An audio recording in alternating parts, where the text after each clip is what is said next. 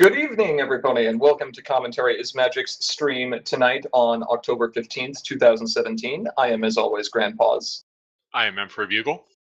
Big Cheese. The less angry than usual Aracat. And Living Silver. And featuring our main six patron and special guest, Cursed Chords. Thank you very much for having me. We are very glad to have you here.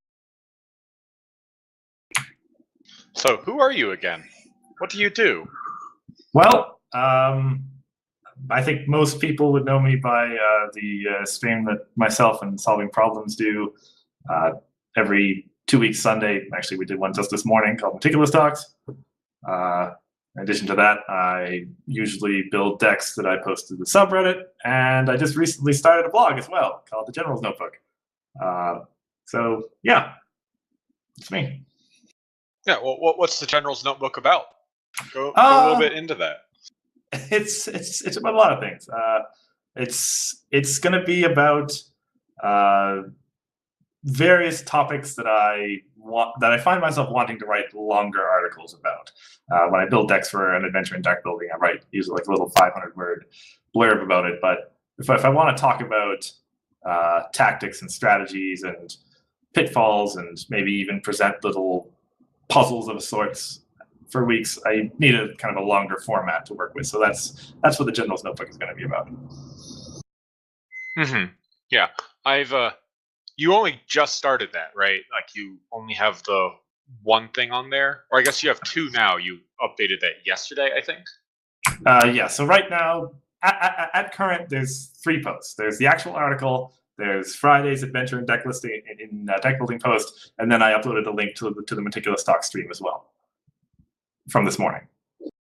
All right. Well, we'll have to be sure to put a link in chat for that. So that's a little bit about who you are. What are you doing here? Right. Well, how did you get in? I thought we locked the door. Yeah. Well, for those of you unaware, Living Silver introduced me as main 6 patron. That's one of the advantages you get when you sign up for $25 a month. It's to plan a stream. And I, after spending so many weeks building decks, I've kind of realized this little bit of wisdom, I guess. Hopefully it sounds like wisdom after I'm done talking about it, about ways to build decks to be more interactive and more robust. And I wanted to talk about that for a stream. Well, it's an exciting concept and one I'm sure that's going to be valuable for many people, including us, to hear. So we are very glad to have you here and very glad to have your support as well. Yes, absolutely. Well, shall we get to it then, I suppose? Yeah, no time like the present. So I believe you said that your title is The Strength of Flexibility. Is that correct? Yes, that's exactly correct. Basically, the idea is that a lot of things that we see in decks that I see around, sort of intermediate play and beginner play, are sort of, I call them single-minded decks. They're decks that they may do one thing very, very well, but they're generally geared towards doing like one thing. And I just would like to talk about sort of how when you vary the avenues you have for interacting with the opponent and perhaps put a couple of control tools in your aggro deck or a few aggro tools in your control deck or whatever, it can lead to a better, more versatile, more robust deck at the end of the day. So yeah. And that's, yeah, we're going to be going through that hopefully with a few examples, and that'll be how we start. So in order to get started, of course, we are going to want to more robustly talk about what exactly I mean when I say flexibility. I kind of gave you a little bit of a rundown just there already, but having multiple modes of interacting with the opponent is kind of the big one. It's if you think about like a big aggro deck, like your common let's say Hot Wings, for example. Although Hot Wings is a good deck, so anyway. Do we want to say like mono yellow thorax, for example? Sure, that'll do. Yeah, so mono yellow thorax, excellent at confronting problems, excellent at winning face-offs because thorax has 1 million power. But it's, as sort of yellow has always been, it's lacking in these sort of tools that give it extra ways to work. If you get sort of shut down by your opponent, or actually probably the best example is if you end up running against an opponent who's faster than you are, you don't have much ability to sort of level out the tempo. You just kind of can still go fast and hope that you get there first. And you know, if your opponent got a great draw and you got a terrible one, then well, sometimes that's just not good enough. Let me drink water here real quick.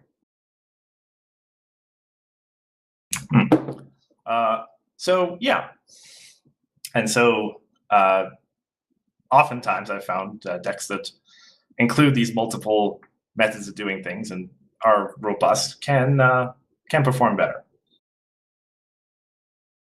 Okay, so when you're talking about multiple modes of interaction, more than one way to be aggressive doesn't just mean that I have 30 different friends, all of which can confront problems. No, of course not. There's stuff like, you know, the free movements. Well, not free movement, but you know, better movement stuff that we see in blue.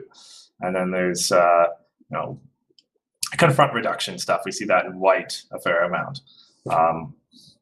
And also, you can be aggressive in sort of what you might call more of like a tempo style, where you're slowing down the opponent and doing your own stuff at the same time. For example, a card like Plaid Stripes comes to mind right away as a card that is a credible threat on its own as a 3-power white friend, and also imposes a huge tax on the opponent. So you were talking at first about this single-minded style of decks, and you've seen these before. Can you tell us a little bit about them? Yeah, so you, and I can speak from experience on this because I've seen them before often in my own stuff that I've done. One like actual great example was a deck that I brought to BronyCon this year for the block tournament, which was it was a orange-white reanimation deck that if you do it just right, you get like taking charge out on like turn 3, and then you just roll, basically. And well, for one thing, I do still stand by that deck for being incredibly fun to play. But when it didn't work, it didn't work. And it was also relatively straightforward to just have something, one of the myriad events which can get rid of taking charge, go off, and then, well, okay, the deck wasn't all that great anymore. And, you know, how many times have you been to a tournament or even just in casual play against someone who's perhaps not as good at a game, and they say, oh, and you know, they're always saying, oh, just you wait till I draw this card. Oh, then it's going to be great. But you know, it just doesn't work, and that's what I call kind of single-minded play. It's like there's one thing the deck is trying to do, and it makes it really, well, from an opponent, it's easy to read them. It's, you know, if that thing gets knocked out of whack, or if you don't draw the card that you want, then things go badly for you. Yeah, you'll often hear people, it's like, oh, well, it's like, that didn't really work for me because I didn't get this one card. Well, you're not always going to get every card in every game.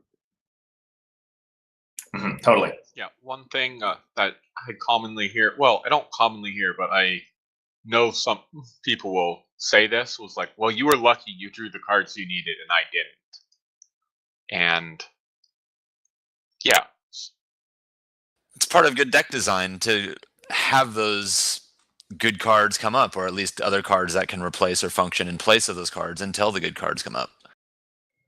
Sure, the card pool is large enough now that there's not just one answer to one specific situation. Although sometimes you do just never get the cards you need, but I mean, that's true.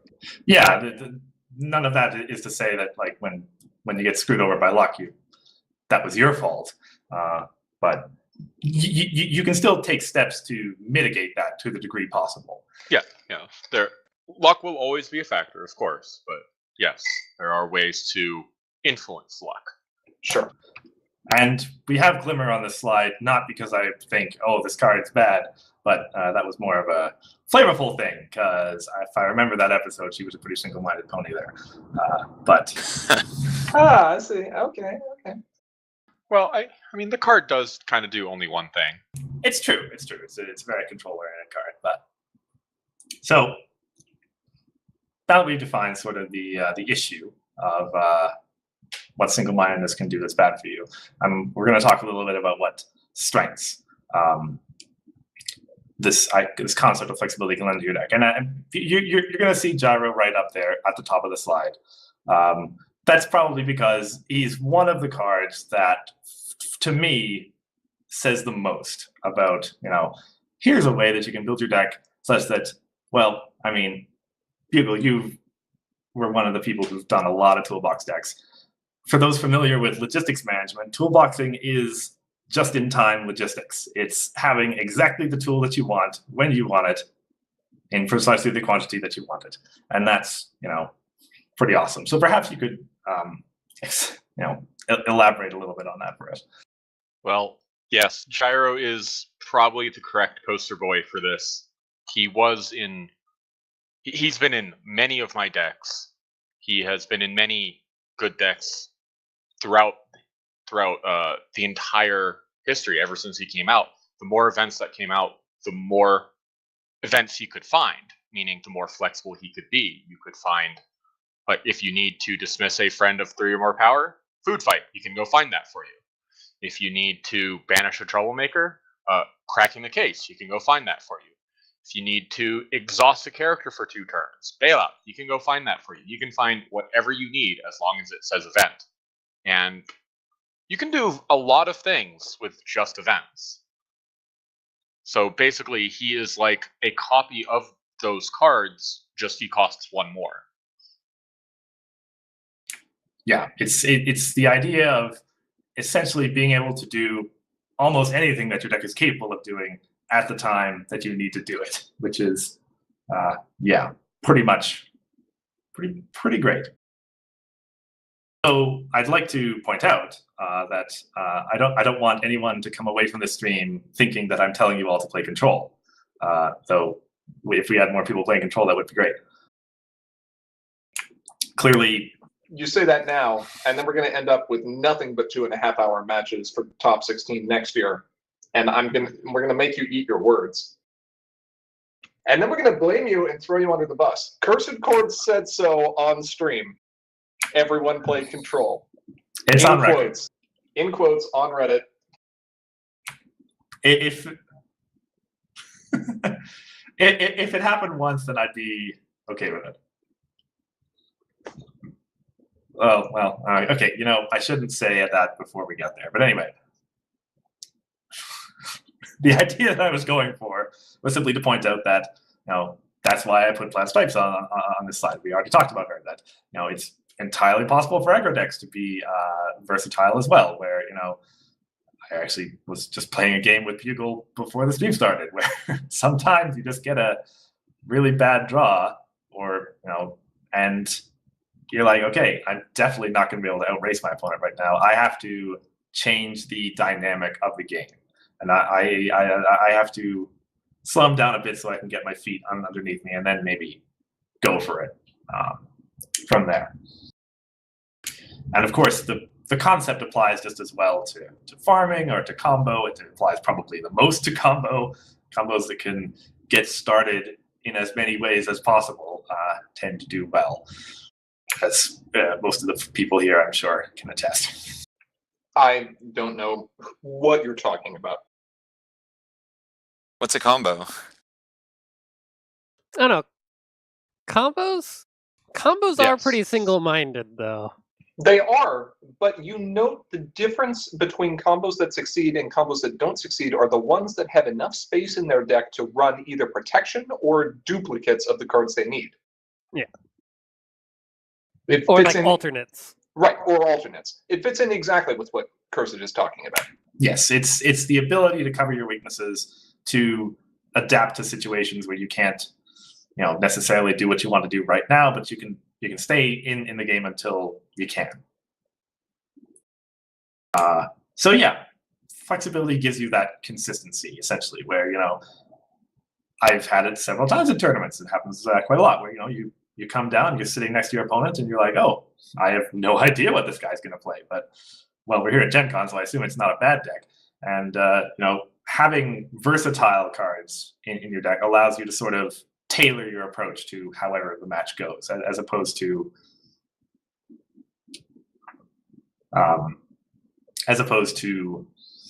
kind of being stuck in whatever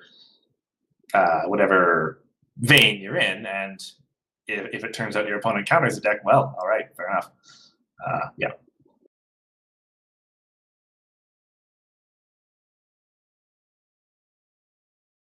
It makes a lot of sense. Mm-hmm. Yeah. So to qualify that, there is the possibility to go too far in that direction. It's I've built decks in my time where you really do go too far into that, and you end up with a hand full of specialized tools. It's like, I have a hand. Oh, here's some Kraken cases, but my opponent's aggro, so those are going to be useless. Here's some resource dismissal. Here's some anti-event stuff, and I have no actual proactive plays to make on the board because my hand's just full of answers. And that's obviously a place you don't want to be in either. So it's certainly advisable to have some theme, have something that your deck does well, and have the versatility just kind of round it out and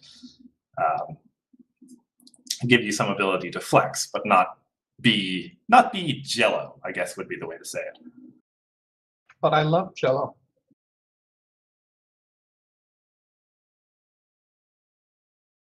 I mean, apparently you are, since you just brought it up, so go on. Knock, knock. Who's there? You, Jelly. Wow. Yeah. And it's also true that, your deck can't be good against everything. Or at least if it is good against everything, it's probably going to get banned. So, you only have 45 cards, or you have as many cards as you want, but it's really only advisable to run 45 cards. And it's going to be difficult to get good answers to everything in with just those 45 cards. And so, you do have to kind of accept that, my matchup against, say, farming, for example, isn't going to be easy. I do have some ideas of how I'm going to win, but, it's not going to be a blowout. And, just kind of have to go with that. And of course, we have Blossom Forth here because there was no better card for this title.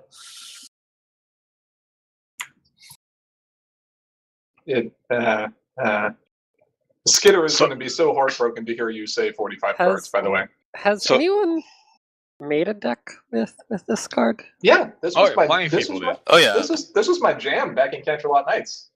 I mean, there were weird things you could do, You put but none Element of them Friends were into very. play. It wasn't very effective. I mean, it was the best thing you had. You did this with staring contest. Anyway, we're getting off topic. Yeah, basically what he's trying to say is be Cloud Chaser, a flexible flyer, not Blossom Forth, too flexible. Very, very well said. So I really liked your comment about understanding that you can still have bad matchups or matchups that are weaker than others, but that doesn't necessarily mean you should completely ignore them. Mm-hmm. Yeah. As I said, every deck has bad matchups, or at least, as you say, matchups that are suboptimal. That's kind of the fun of the game. The answer is the vote. Bats. Yes. Yeah. Honestly, that's probably the correct call, I would say. So yeah, just to kind of go to the conclusion, we're not. There are no hard and fast rules to deck building, but something that I've definitely learned a lot as I build decks every week is, and especially when we're talking about competitive, is you have to think about your deck's weaknesses. And for me, oftentimes that comes back to farming. Usually, for me, when I build decks, it's usually, oh, this deck actually looks great. How on earth do I win against farming? And then just put it in the trash, or look for a little while about to see if I can fit something in, but then put it in the trash. So yeah, it's good to think about how you going to win farming, how are you going to win against aggro, even if you are an aggro deck. What if there's a faster aggro deck? How are you going to win against that? Your control deck, what are you going to do if you're playing against another control deck and he shuts down the problems and now you've got nothing, et cetera, and trying to find a nice balance where you're pretty good at some things, well, very good. You always want to be very good at some things, and at least reasonably accomplished at some other things is usually a good way to go. But not all things. So, Cursed, what's a deck that you've worked on lately that you think was successful in doing that? Well, gee, that presupposes that I've ever built a good deck. Well, I mean, not necessarily a good deck, by your definition, then, but just a deck that is able to be flexible and address a fair amount of things. Right. So, I think actually a reasonable call on that one could be, and I know Bugle's going to have a hard time believing this because I just lost to him really badly with this deck, but let me go find a link here.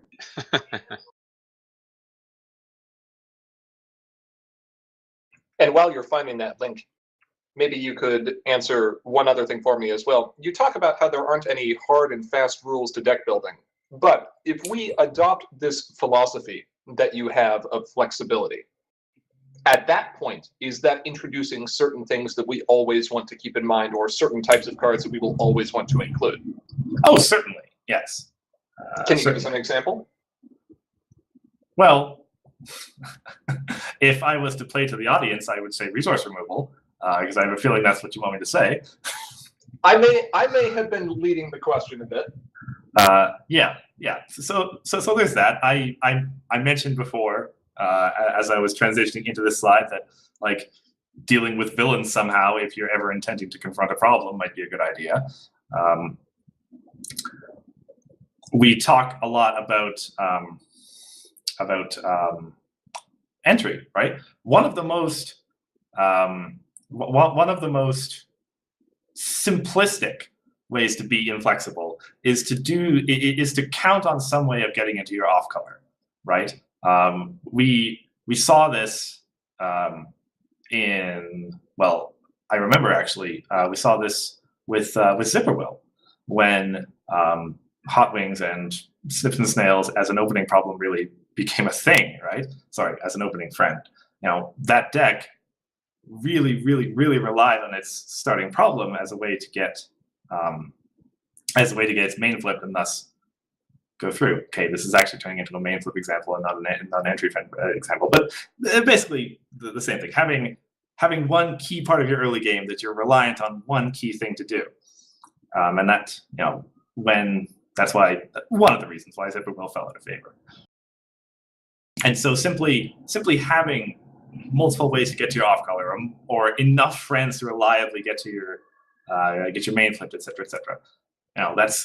That's one of those simple heuristics that people love to go on about, but we repeat it because it's important. Sure.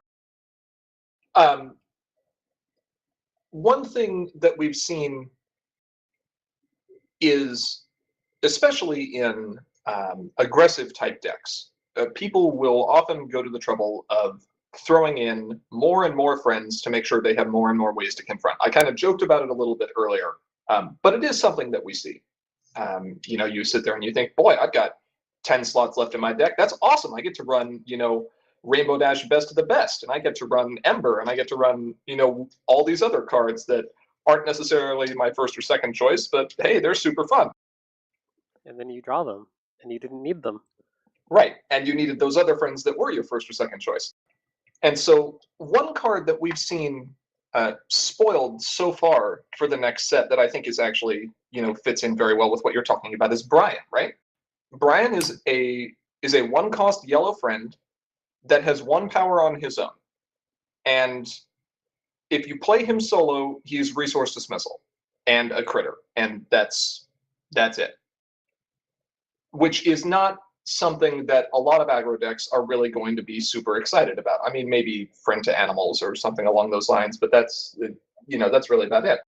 But Brian's great strength is in protecting your other pieces. He may not be aggressive on his own, but he's a flexible piece because he can take the bullet for one of your other friends that might be more valuable. And so even though that card on its own isn't necessarily worth tremendous value, predicting disruption from your opponent in some way brings it up to be quite valuable. Wouldn't you agree? Oh, certainly, yes.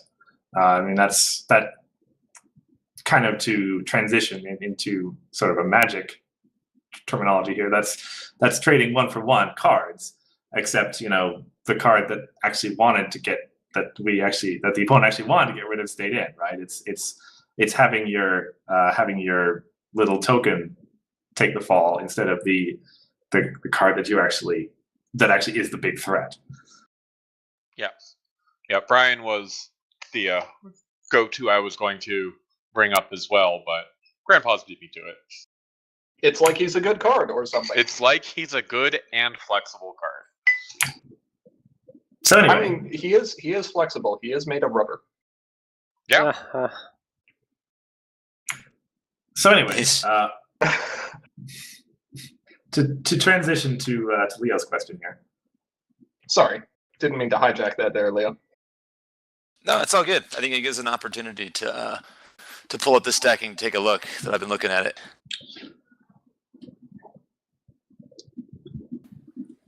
And I'm noticing Plaid Stripes, which we had before, featured in the slideshow within this deck. She's kind of been on my mind lately. There's a reason why I keep bringing her up. What are your thoughts on her? Well, I mean, I said earlier, right? It's in the Bugle can attest to this from the game we just had.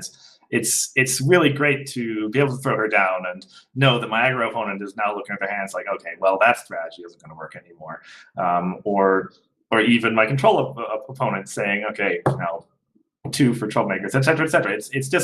It's like, can you name me a deck that doesn't run cards which cost 2 or less? It's useful against a lot of things, and of course, to throw it on there, it's not like it's like a resource that you put to home and has that effect, but otherwise is useless. It's a free power body, which is totally fine in an Octavia deck. Perhaps not the greatest, but totally fine all the same. So other things I'm seeing is in this deck, you have Berry Punch combined with a couple of cards that ask like Belly Flop and Minuet and Lily that give you the opportunity to retire a friend. I know these could be useful against, removal is always useful, countering any type of deck. And these in particular allow you to retire friends that otherwise would not be able to dismiss thanks to, let's say, Brian or I'm trying to remember the resource, Appaloosa. Yes. So there's some of the flexibility I see that you've built into it right away as well. Well, to be fair, I didn't know Brian was a thing when I built this deck, but yeah.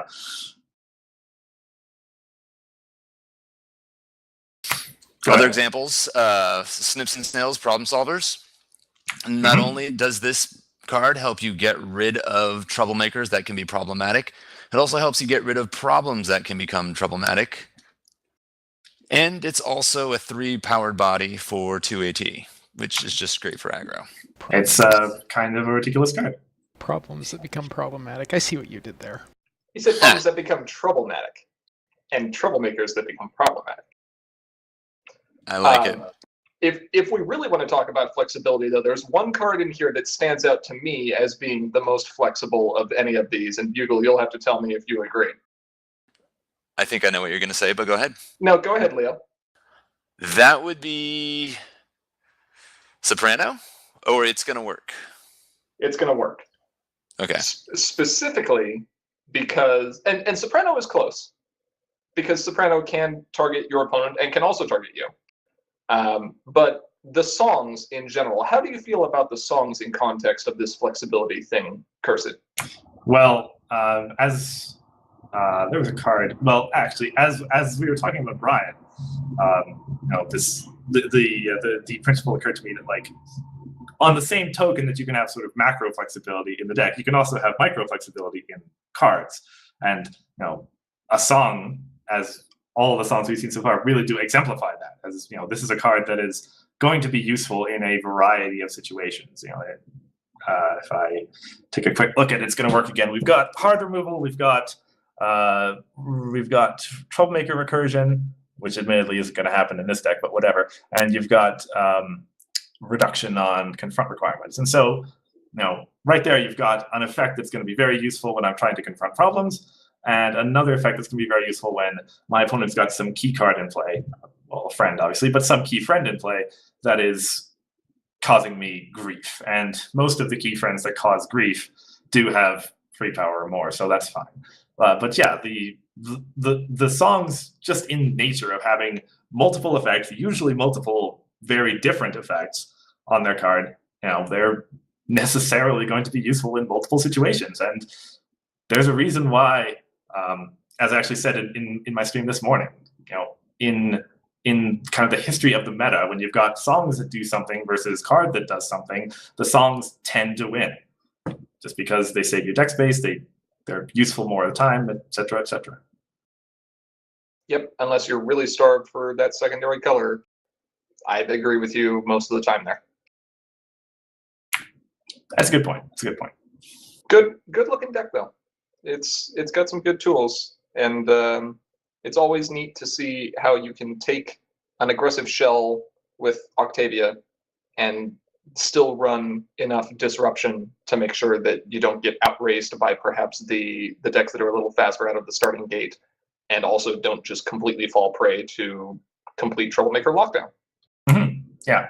Some people may look at that party of one there and think, isn't that the worst thing imaginable in a deck like this? And there's a reason why it's a singleton card. I obviously don't tend to play it every game, but sometimes nothing else will do. And I just want to say, okay, let's start over again here.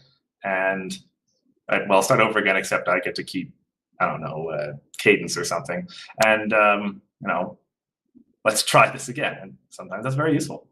Yes, personally, yeah, Party of One is actually a pretty good example for this deck about your flexibility, because a huge issue that aggro decks like this tend to run up against is, well, I got controlled out of the game. They have way too many control friends. I can't do anything about it. But Party of One says you can do something about it. It's expensive, but suddenly all those problematic control friends are gone.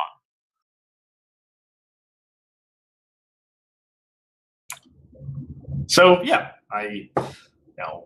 as I said, the deck had a kind of not so good showing just now, but I think it's gonna do a good, with some tweaks and perhaps some Sequestria cards that'll help it out. Perhaps it'll have some time to shine in the future. But I don't know. We don't need any good pink cards out of Sequestria. We're fine. We really don't. Please no. I mean, I'm not going to argue with you on that point. We can take a break. We can go to other colors. It's fine. Like blue?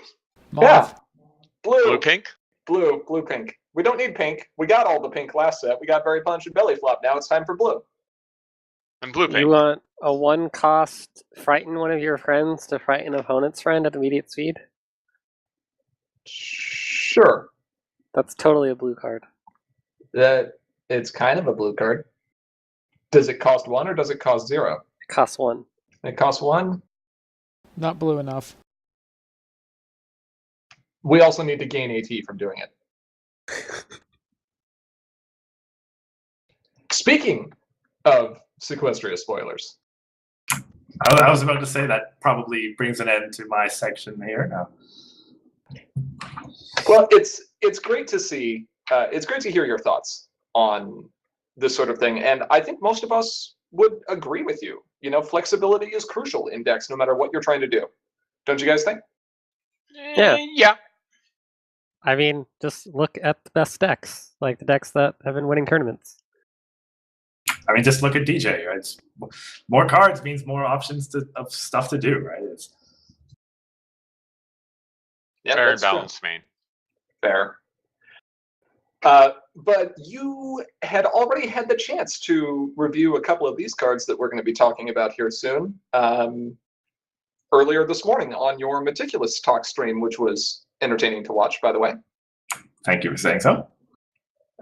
Viewers, followers in chat, if you have not had the chance to catch Meticulous Talks, it's very early in the morning and most of us are asleep, but it's worth getting up for. I can attest to this. I got up for it today. Yeah, I know it's a little unfortunate. We have to contend with Solving's schedule. He's in England, of course, and there aren't that many times that both of us are up. So Sunday morning just happens to be the best. But we do archive all of our streams. We do save them all to YouTube.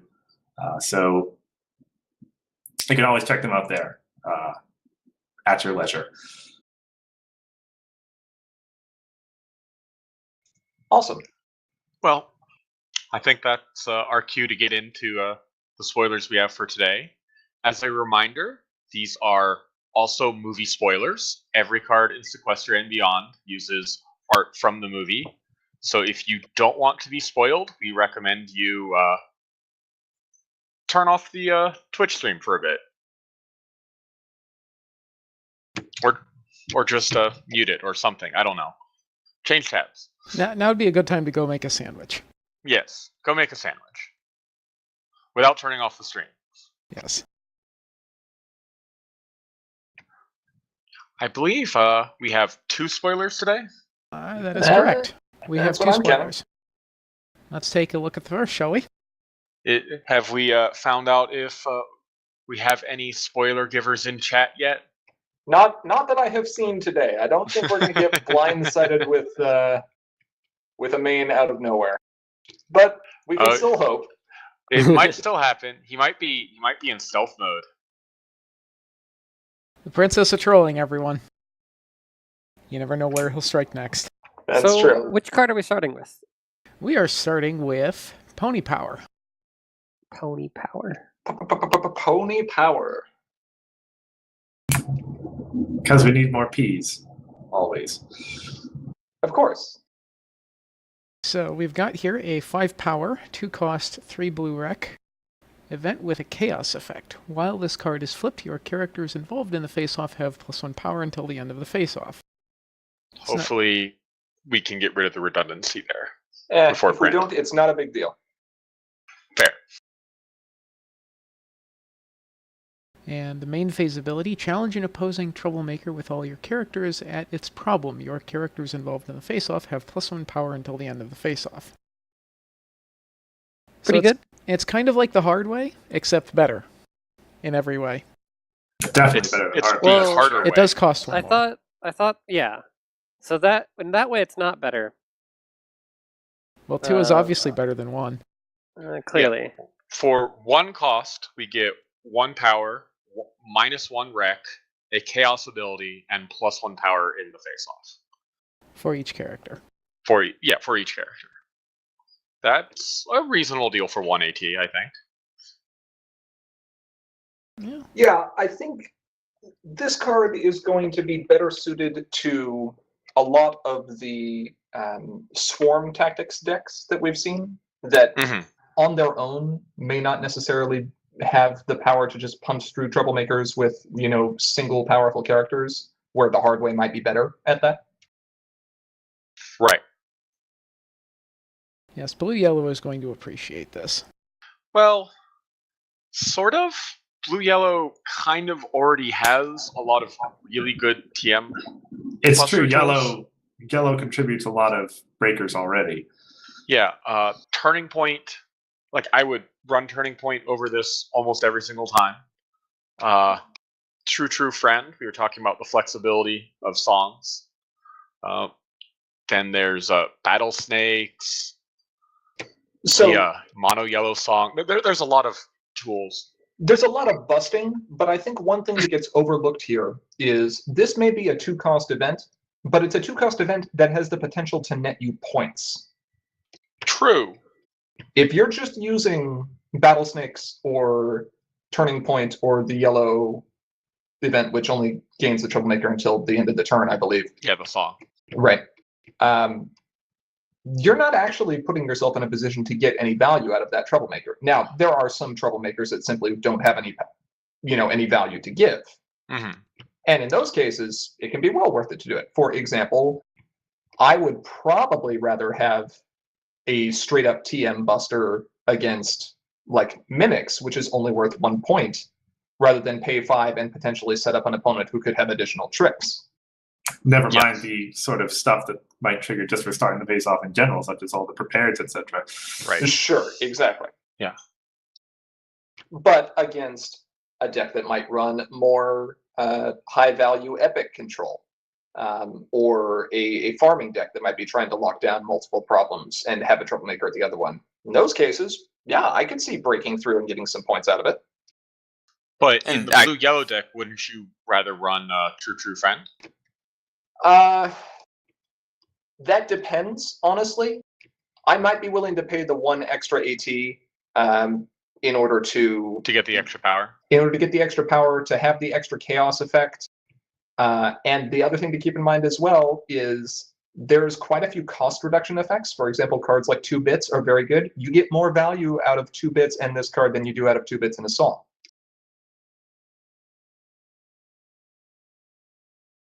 This card also gives you the opportunity to pump up your characters with the pumped keyword. All those characters with the pumped keyword that we see play. All the characters in your deck with pumped. They can come back. Hey, you only need to Nurse say Redheart. friend. Nurse Redheart is a house. Isn't she 4 rec though? Yes. She is 4 red. Yeah, that's painful. Yes, it is. So we just- blue. We just need the yellow version of Skystar that adds 2 yellow, I don't know, sea pony fish tokens. Yeah, there They're we go. critters, Fish right? tokens. Skystar tokens. Skystar, 2 Skystars. One of them is Each her of whom makes illegitimate. 2 seashells? Huh? Yes, exactly. They proliferate.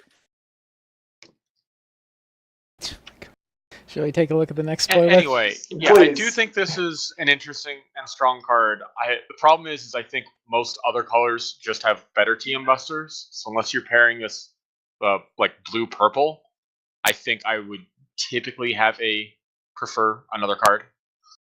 But I certainly appreciate the card for existing. It'll be great in limited, just because ways to get around Troublemakers are usually good, and flipping it to win a face-off you thought you were going to lose is going to feel amazing at the pre-release. Mm-hmm. Next card. Applejack and Fluttershy treading water. This card sucks. Well, you'd think It's so, but then awful. let's read No. the text on this because, oh my god. Yeah, I gushed about this card all morning already, so Oh yeah. I'll just sit back and see what everyone else thinks for this one. Okay. 1 power in orange, yellow, 1 cost, and 1 rec in each of the colors. Hey, look, it's a sea pony. Call upon the sea ponies, Shooby-Doo, etc. When a problem is solved, if 1 or more of your friends with 2 or less printed power would be sent home, they aren't sent home instead. So, just to clarify, this means that small enough things just straight up stay at problems when they get replaced. Globally, everywhere. Dilemmas, so- of course, do not count. So before anyone talks about their opinions on this card, do you remember last week when I made the rather bold claim that Pirate Ship was going to be the best uncommon in limited? Yeah. I think Rob heard that. Would you and like said, to eat your words? Ha ha ha! You're wrong. I mean, The rest of us just didn't say it. So this is a very, very powerful uncommon for limited or for constructed. To quote a certain continental champion, this is the card that Pinkie Pie One Philly Party wanted to be. It really is. That was the card, for people that don't remember, that said any other friend here with 1 power, Or less. if it or less, Printed. if it would is printed, was it less? It was less. printed 1 or Yes. less. It was. If it would be sent home, it would Sorry, be sent to the other it problem was- instead. Exactly 1 printed power. It was not less. It was exactly 1 printed. Was power. it? All right, Okay. there we go. I thought so. Yeah, and it's sent to another problem instead of being sent home. The problem with playing that card, besides being 4 power for 3 AT, was really good. It was too easy because the card had to go home itself. Pinkie Pie had to return home, even though the other friends were sent elsewhere. And if Pinkie Pie wasn't at the problem when it was solved, the effect didn't go into play. With Applejack and Fluttershy, this card could be anywhere in the field, and those 2 power printed or less are still going to stay at that problem. That leaves it open for the next turn. You've got all your friends still sitting there. And for those of us that tried really hard to build with 1 Philly Party, there are a ton of great cards that have amazing effects with only 1 printed power. You throw in the cards with the 2 printed power, and the field of what you can do with this is just blown wide open.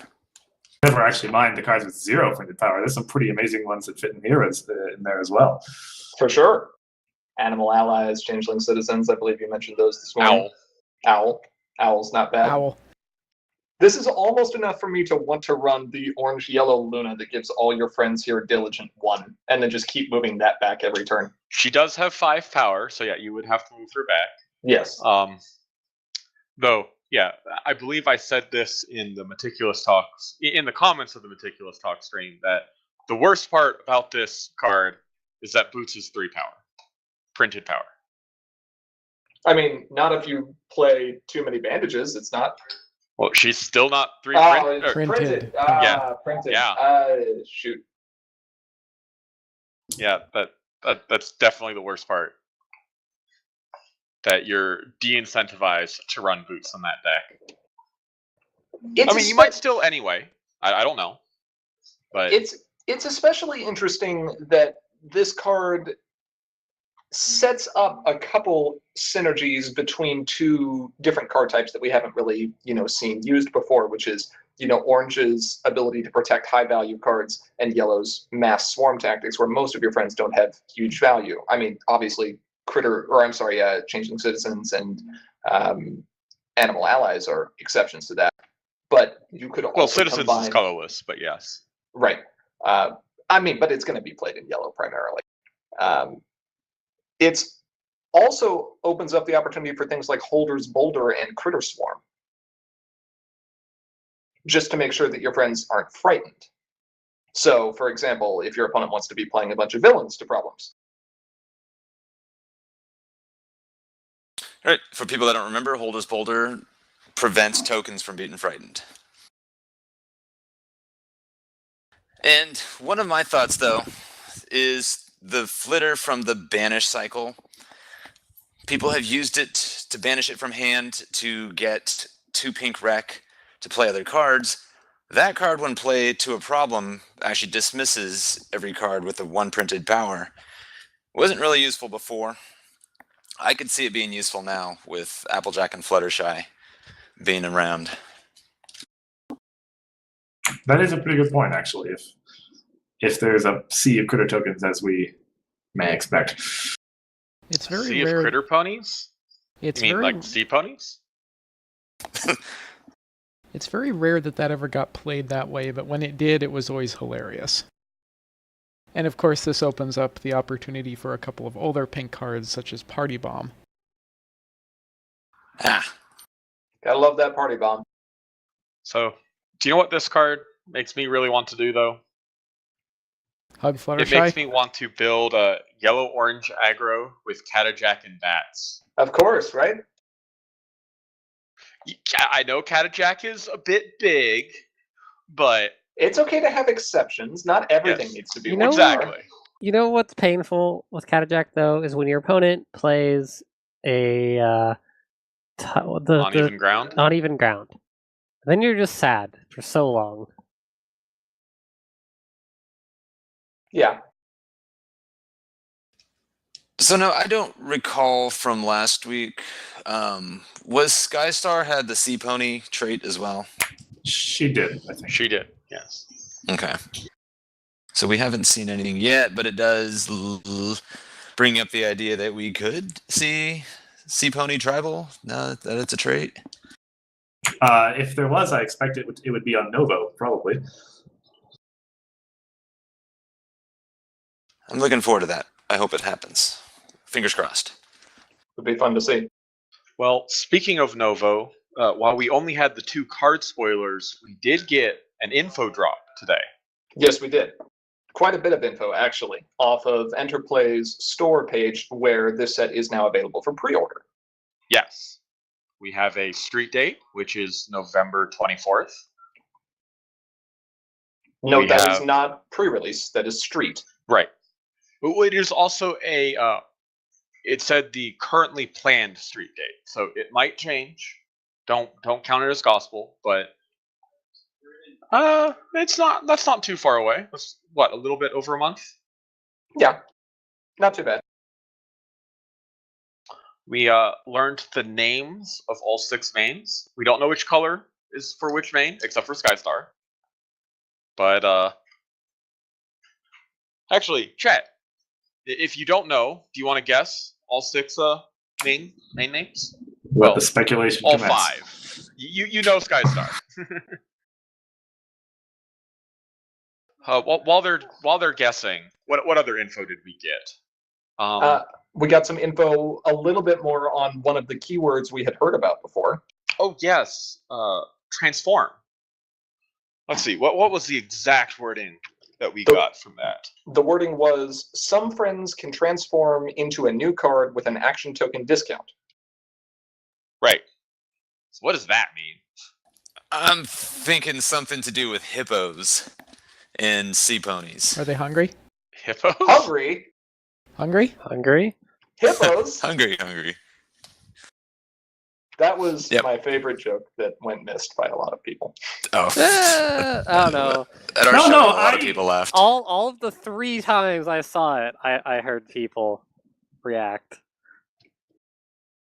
There were only like 8 people in the theater when I saw it, so. But well, let's see. Godot says he wants to guess, but no one is actually guessing. Go ahead. Maybe he missed what we're guessing on. So we know the names of the 6 mains. We're trying to see if people want to guess what the names are.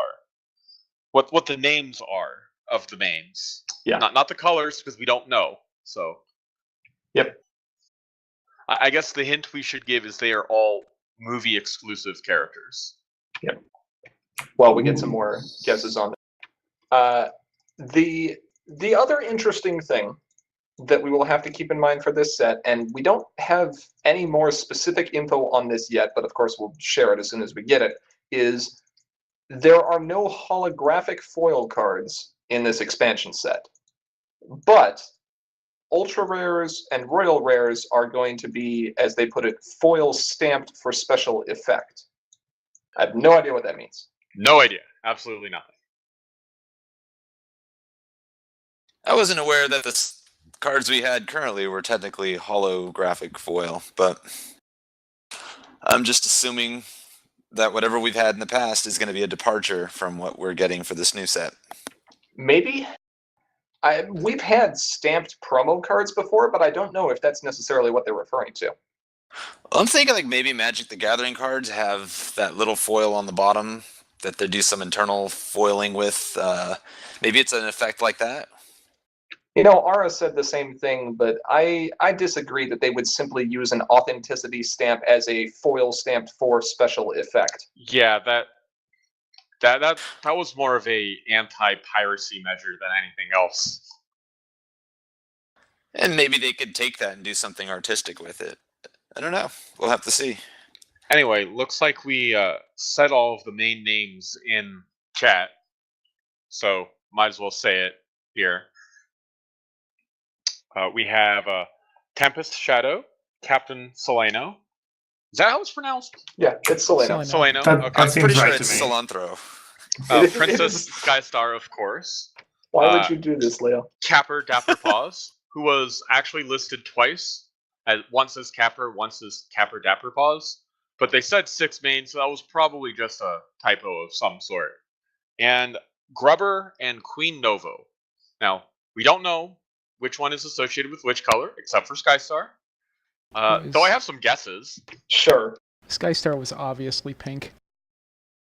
There was Yeah, no way she wasn't at the fake. moment I saw Skystar on the screen, well, the moment she talked, Yeah. I was like, oh, that is a pink main. She and her good friend Gabby. Yeah. That's what I was thinking earlier. So going in color order, I would put Solano in blue. We already have a Solano friend, so that's not a stretch at all. For orange, I'm going to say Grubber because I don't know who else to put there out of these 6 characters. What was the princess's explanation for this? That He ate an apple pie. and there's nothing more orange than eating apple pie. Right, exactly. Okay, sure. Pink Skystar, purple, that would be Tempest Shadow. Then white would be Capper Dapper Paws. It's all in And- the name for him, yeah. Yellow would be Queen Novo. I would explain my rationale, but that would be going into movie spoilers. I thought we mean- were already doing movie spoilers. I mean, I think we're trying to hold off at least this week. Next week will be Full Less- on plot yeah, characters. Yeah. I think 3 weeks is plenty of time. Fair enough. especially since we do have viewers from overseas, and overseas has not been able to legally watch it yet. It comes out 2 weeks after for them than it does for us. Actually had someone temporarily leave the Skype group because he didn't want to see any spoilers, and I completely understand that. No spoilers, Well- darling. I believe that's the extent of spoilers we've got for this evening. As we all keep a very close eye on the chat log there on the right-hand side. Yeah, looks like it's gonna remain empty.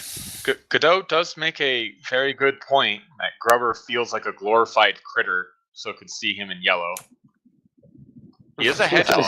He is a hedgehog, so we'll have to see. What people seem to agree. Never mind. I was gonna ask. People seem to agree with Caper and White. I was gonna ask the rationale, but we'll wait for next week. Yeah, He I has mean, dapper in Yeah, his he has the last word name. dapper Capper. in his name. Yeah, Yes. his- So, I mean, if- are there any friends from other colors that have the word dapper in their title anywhere? Have you Fair seen point. his coat? his coat Fair is point. marvelous. I went shopping for that coat and the top hat His- and his- everything immediately after watching the movie. Like within minutes, I was on Amazon. It actually exists. Amaze balls. It's really good. Anyway, Cursed, thank you so much for joining us for this stream. We are very glad to have you here sharing your thoughts on flexibility with us. Absolutely no worries. I was entitled to it, from what I'm aware, so I took the chance. You paid the money. You get the stream. You did with it what you wanted. It was a very good stream. enjoyable. It was a good stream. It was good info, and I hope people will enjoy watching this. It will about wrap up our discussion for today, and we would like, of course, to give a big shout out to all of our patrons on Patreon. And thank you so much for your regular support. And if you aren't currently a patron or you would like to become one soon, and you enjoy what we do, please do consider donating, because doing so will give you some awesome rewards, like the ability to make a stream just like Cursed here did. It will also allow you to share your own deck creations to be reviewed live in the future, and even challenge some members of Sim to other games. If you have comments or questions that you would like to send our way, or if you're just interested in hearing about what we're working on for the future, there are many ways that you can stay in contact with us. We have our Patreon, as mentioned previously, but we also have a Facebook page, which is facebook.com/commentaryismagic. We are on Twitter at CIM_CCG. You can always email us at commentaryismagicteam@gmail.com. And patrons at or above the $5 per month level get access to our Slack channel, where you can chat live with us any day, anytime. If you are looking to watch any of our previous videos, including tournament recordings, you can find them on our YouTube channel, which is linked in the sidebar, and also linked from our Patreon page. Please make sure that you subscribe so the channel URL becomes a little bit more sensical. And if you enjoyed Cursed Chord's thoughts and you'd like to follow him, you can, well, Cursed, why don't you tell us, where can they follow you? Right. Well, as I mentioned, we've got the Twitch stream, twitch.tv/Meticulous Talks. We go every 2 weeks on Sunday in the morning, and everything gets archived to YouTube afterwards, of course. And if you're looking for all of the other content that I do, and the Meticulous Talks streams as well, are all going to be on my Tumblr now. There it is in the chat. The generalsnotebook.tumblr.com. That's where you'll find the weekly decks I build as part of an adventure in deck building, the streams, as I said, and any other articles I decide to write. So how close are you done with your second adventure? We are on, I believe we're on 17 of 32. Soon to become 38. Okay, so you're just going to mix them in. Yeah. Are you going to give them priority, or?